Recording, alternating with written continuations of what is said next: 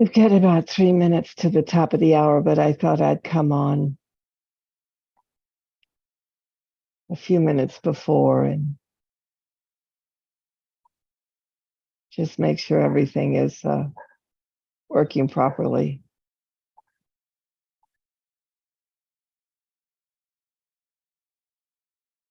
So welcome. I'm sitting in a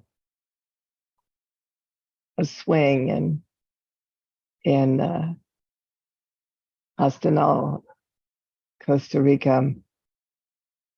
The thousands and thousands of mother turtles have come in and laid their eggs and then gone back to sea. And then at some point, those eggs will hatch and they will try to make their way back to sea in the face of vultures and dogs and jaguars and their own infirmities. But millions of them will make it back to sea. And then when they're ready to have their children, those same babies that are female will come back to the same beach and lay their eggs again.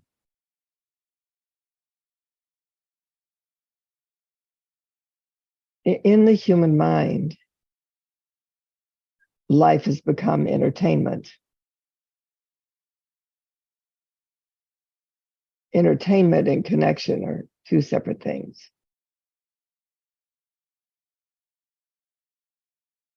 It's actually hard for a human being to be connected to life and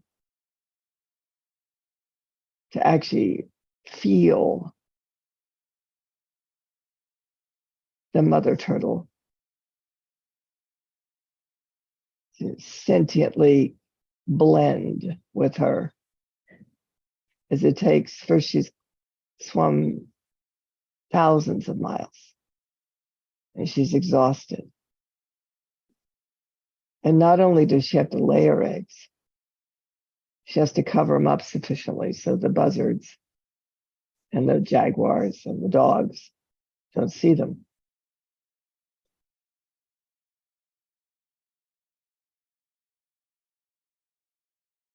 Just for a minute, think about human being. It's fine if you want to think about yourself, but just for a minute, think about how human beings are offended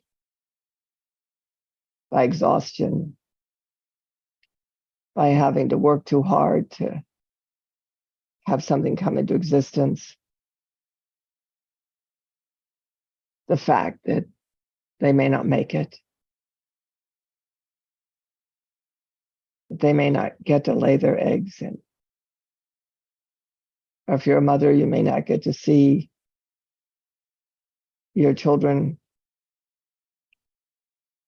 become what you thought they should be, or be to you who you thought they should be, or they go to live life without you. There's a phenomenon in the human psyche. It's not natural. This personal offendedness, offended by life, offended by being alive.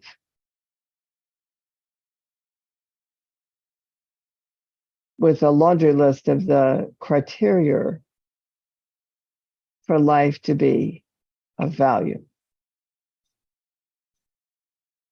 What people think about us, how they treat us, our purpose. But you know, the waves of the ocean and the movement of the wind and the growing of the grass, dogs, cats, elephants, bears, buzzards. They're just being alive. And they aren't offended by it. So that's my first musing.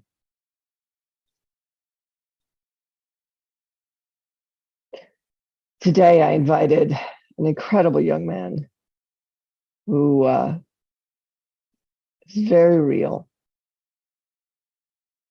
very raw, very alive, very, what do you call it? There's no damper on him.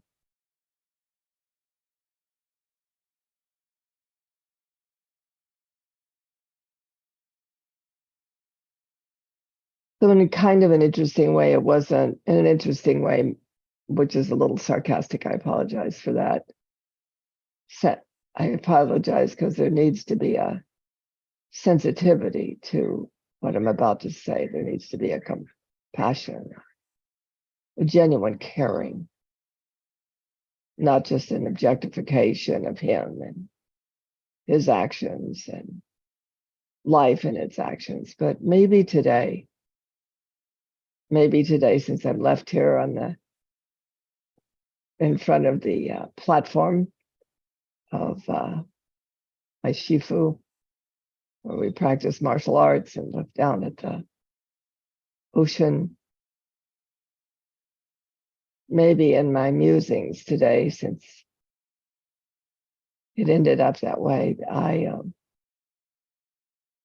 can bring a little bit of feeling, caring, compassion, tenderness, not just how do we move everything around on the Monopoly board, not this terrible objectification of life in the doing realm that disconnects us from our heart and disconnects us from our sense of self, disconnects us from truly being alive. The conversation I wanted him to have was based on a statement. Some of you probably read it in the MailChimp I sent out. When he was this tall, lanky young man cutting his way to a stone circle that had an obsidian in it that had come from Shasta. Actually, it had been bought in Shasta. It actually come from the around the pyramid in outside Mexico City. The ground around the pyramid. So these things really mattered to me because there was a hum or is a hum in that gigantic obsidian ball in the center of that spiral.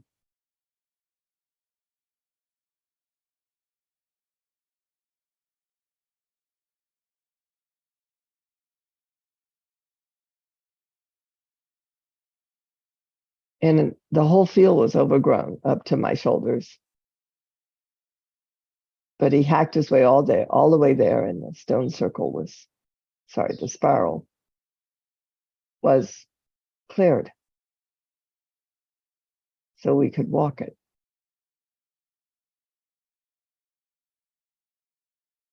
But he really lives it. He doesn't just preach it. He deals with making teas and raw food, but you can tell what he's up to. He's up to being raw as an expression of life. So I truly wished he'd been able to come on raw in the anguish of his present circumstances. But actually that's been happening a lot lately. Usually I don't get phone calls asking me for immediate help. They usually schedule or send me an email. But over the last week, I've had 6 phone calls, all with high anxiety. The kind of anxiety that made them call someone like me to see if they could get their head around what was going on with them. It wasn't circumstance-based, it was feeling-based, sensory-based. But the logical head doesn't teach us how to be raw.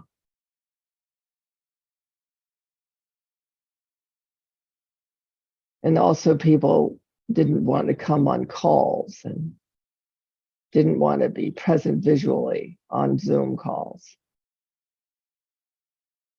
because we don't have any permission to be raw.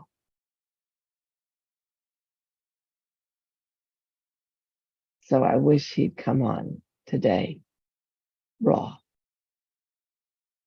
It suits him to be able to embody that the trigger is the treasure, the raw feelings, the anguish of loss, the excitement and wonderment of existence, the genuine caring that life could go well for someone we love and for ourselves. What if we could live that raw?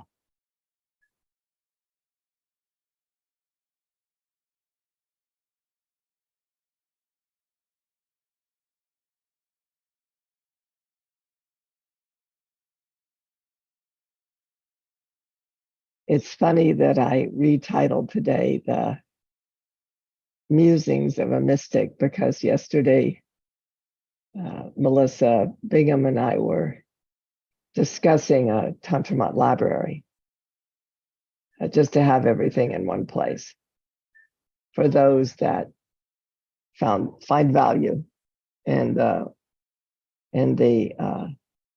wisdom of Tantramat.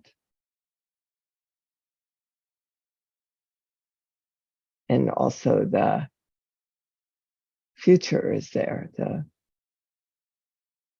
The future is present.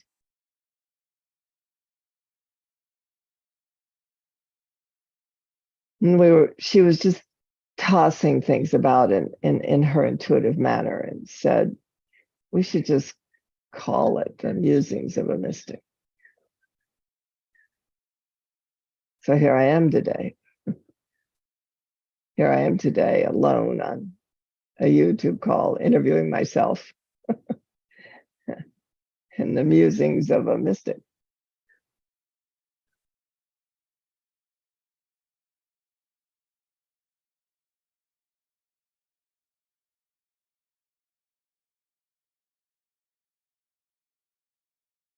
I keep going back to the chapter in The Mind of Creation, the book that was just published about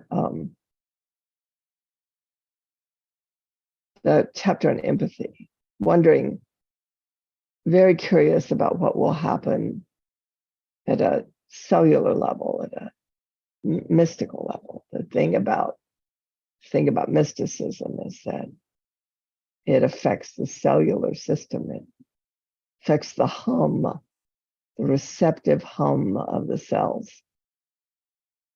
It isn't something outside the cellular structure. The cellular structure is mysticism. It's humming with life all the time. It's just the neural programming of chatter in the brain that is not mystical. It's a computer-like program that stimulus response, no choice, Pavlov dog. That's why the creation template, so human beings can discover the beauty of truly having their own thoughts. And their own thoughts produce that hum that people experience when they see embodies or has me have or has me be. That hum, that is the mystical nature of our cellular system humming with our unity with all creation.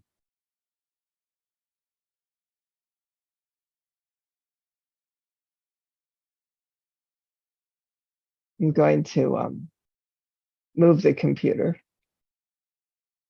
so you can see out beyond me, but unfortunately the light won't let you see the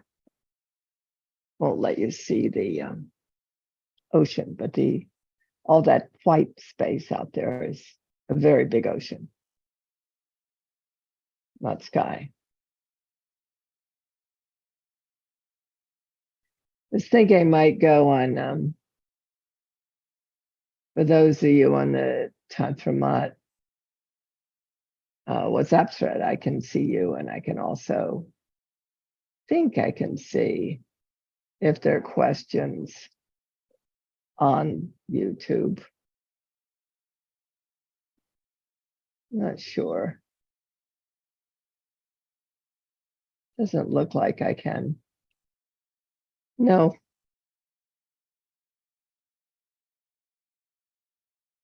We have a car coming up, so the odds are good that the dogs will start barking, just to let you know.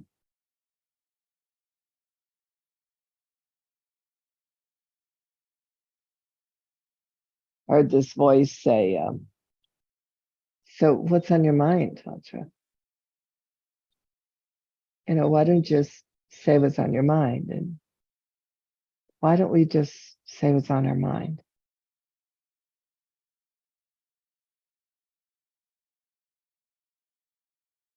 So what's on my mind? So many of us that have this direct link with creation, this feeling of being one with the greater whole of which we're a part. It's always flabbergasted me that isn't innate to all humanity, that how much humanity feels alone and how much humanity seems to need the approval of human beings to not be alone. And it goes back to what I was talking about in the beginning, that this amazing quality of existence a human being has in their cellular structure, their DNA, because DNA is common to all life forms here. It isn't unique to humanity. We're all cellular structures, all of us. The trees, the water, the sky, the dogs, we're all cellular replications that are expressions of life. But I've noticed a lot of us that started preaching to the public and became way showers and light bearers. A lot are receding, being about their own business, not doing much work. And there are new people coming up that are doing their work. But I was really interested the last few years about the ones that I know about that are not as public as they would have once been. But while I've been here in Costa Rica, I really can feel it. And it's not my age. I'm 77, just to let you know. It's not my age. It's this feeling that, wow, there's just no way to put it that doesn't get it characterized in a way that's insufficient to what I want to say. So what I know about this time is that this is a very individual time. This is a time where every individual will need to figure out their direct link with what created them or what they hold they're created of. So it's every cellular structure that is replicated into a form. Every single one of them is in this evolutionary moment. We think it's only in our head, but it's not. It's cellular. I read on Facebook when I was posting that the young man would not be on the call, a quote by Nassim, said the idea that there are spiritual things and material things is also a concept of separation, fragmentation, and isolation. In fact, what we call the spiritual world may just be physics we haven't yet understood. That is the dynamics of the material world that include the stream of information we call consciousness. And that's a cellular phenomenon. It's where it's like the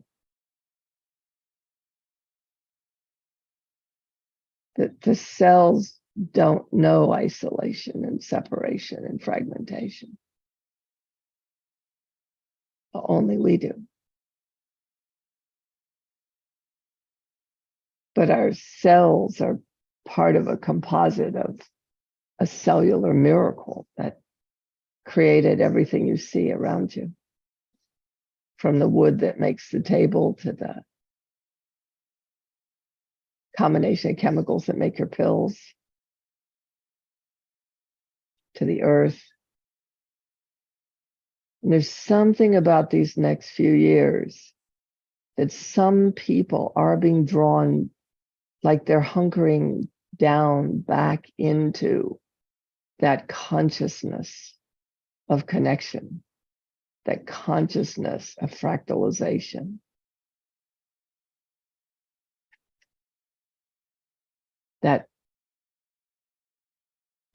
That amazing sense of feeling ourselves part of all living things. And if in the evolutionary process that isn't possible, if there's a devolutionary process, that aspect of every one of us is becoming frightening, becoming very frightening. But it's only evolution. There's nothing physically to be frightened of unless you're in Ukraine or refugee camps or where there's no food growing and you're starving. That's primitive, primordial terror of no longer existing. But there's also this aspect of us that knows existence as connection, intimacy, being part of the movement of creation itself. That's why I think this young man is such a gift. In fact, he lives raw. In fact, he was in too much agony to be on the call today. That's unfortunate, because he lives out loud raw. Would have been a compliment. It would have complemented the world with, he would have complemented the world with his rawness.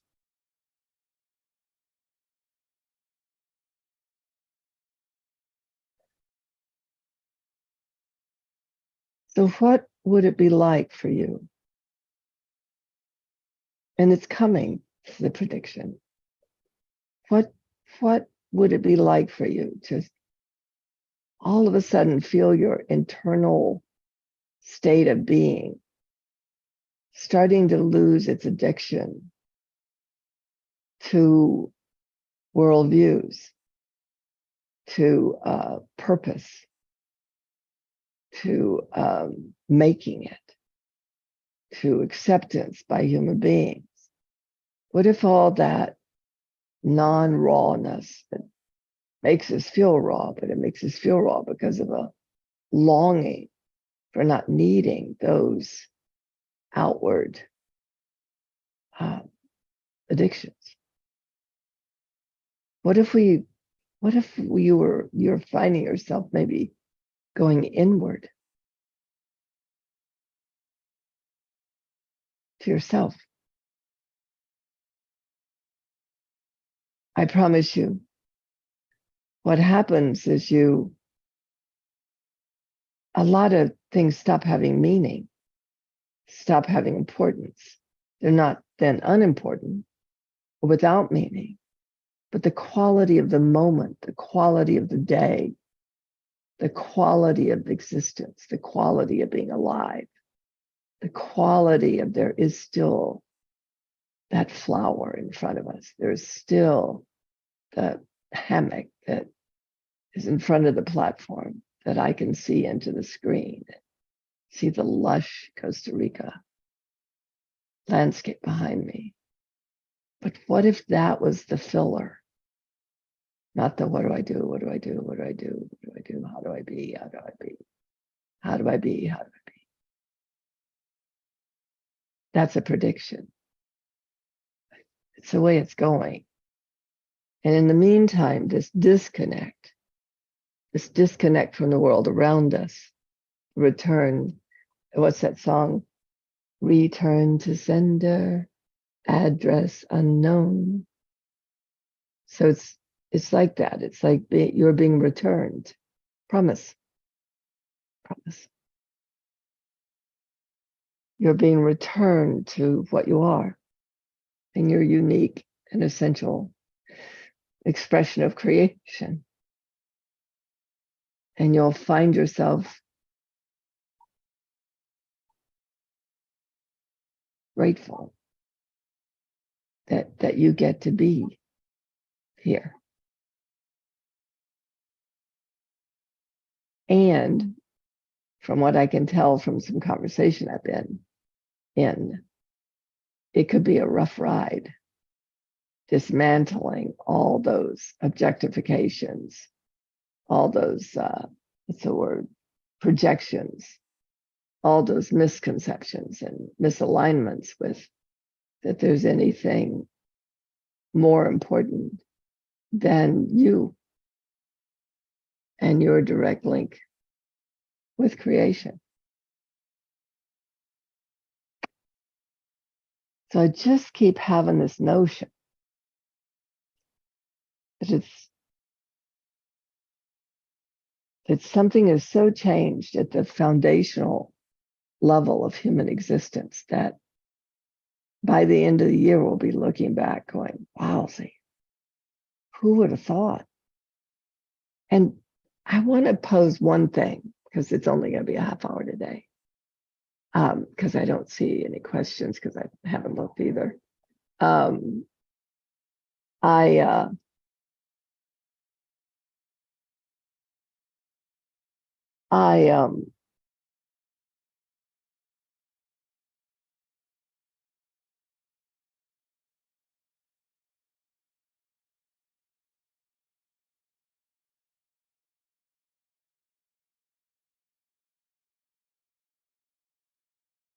I wonder what it'll be like to be internally at peace within ourselves, and how we would relate then, how we would carry on conversations with each other, because 90% of the conversations that we've been carrying on are about how do we fix something, or how do we figure out what's going on, or how do we know about something. But can you imagine what it might be like, or maybe we can't, if we were just content that actually we didn't need to do anything? Pretty wild, huh? Hold on a minute, I want to check something out.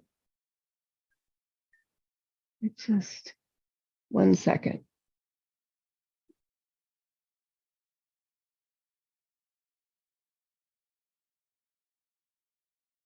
Okay.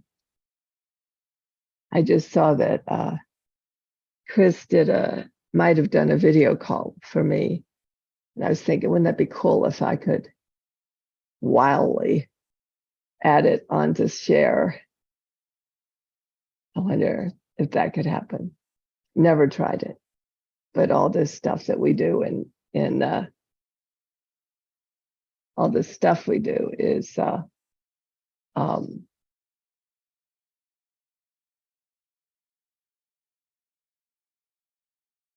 very curious. And the last thing I want to say is I don't really think what I have to say anymore is of much value. I did once think it was of great value. I'm pretty sure that a lot of us think what we have to say and what we have to do is of great value. And I'm not being at all depressing or, what's the word, morbid. It's just that I'm kind of happy. because I can tell that I'm not, except for those moments where somebody says I'm really having trouble with this level of anxiety. And really, my brain is on hyperactively torturing me. My thoughts are, and just to interrupt the evolutionary process where that which is no longer serving us still tries to keep hold of us, but it's passing through, it's leaving, it's going away. And many, actually. So years ago, I had a vision of, I got to this river, always thought it was the Nile, and I was waiting on the people, and there was an angel there, and he said, get in the boat and go to the Golden City. They'll find you there. So I've had these periods in my life, and I'm curious if others have too, where I felt like, we used to say, hope to see you on the other side, where I'd just like to meet everybody somewhere else than where we've been. And that now is really strong in me. Really strong. So strong, I'm pretty sure I can't deny it. It feels so strange. But at the very same time, it isn't like the right place or the wrong place. It's just that I happen to love you and your lives matter to me. And when I say hope to see you on the other side, it isn't like hoping you go to heaven or hell and I'm going to be in heaven or hell. It's not that at all. It's that hope to see you on the other side of this trauma-centric reality we found ourselves incarcerated in. Hope to see you on the other side of the triggers not being the treasure, not being misinterpreted as something wrong, to numb ourselves more, to figure out, not to follow the thread of the treasure of the trigger home to ourselves.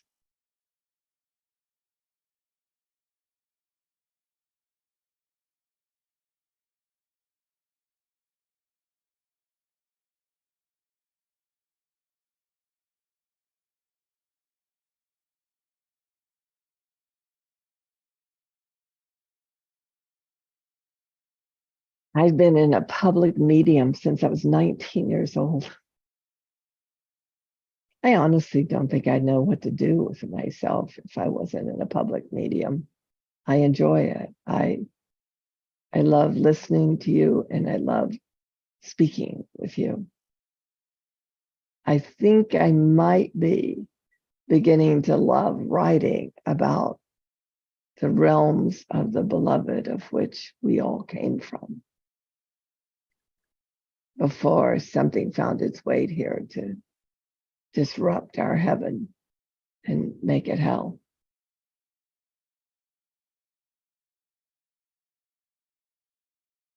So I hope in some way today, the short musings of a mystic was of value. I hope it wasn't a waste of time. I would never want to waste your time, that's for sure. And I'm pretty sure that we're all going to be a little tongue-tied for a while.